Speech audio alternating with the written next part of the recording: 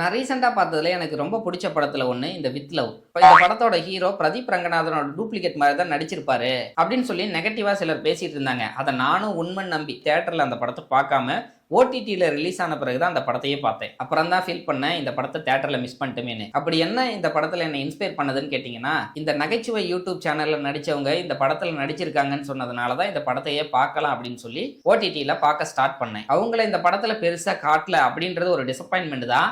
இருந்தாலும் அங்கங்கே நிறைய காமெடிகளை தூவி விட்டு நிறைய எஃபெக்ட்ஸை யூஸ் பண்ணி லவ் அப்படிங்கிறத படத்தோட டைட்டிலில் மட்டும் வச்சுட்டு படத்தில் ஃபுல்லாக நாஸ்டாலஜிக் ஃபீலை கொடுத்துருக்காங்க.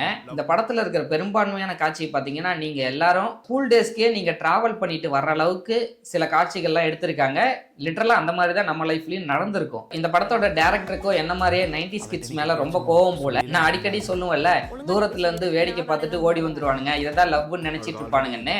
அதே மாதிரியே கேரக்டர் தான் இந்த படத்துல ஹீரோக்கு கொடுத்துருக்காரு. அங்கங்க பிரச்சனை ஏற்படுத்துறதுக்கு 2-3 ஃப்ரெண்ட்ஸையும் இருக்காங்க.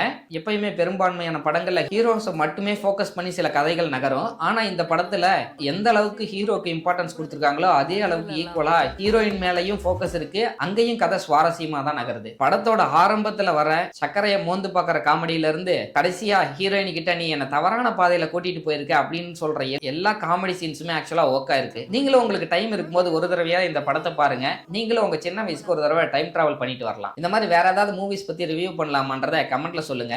அப்புறம் இன்னொரு மூவில பார்க்கலாம்.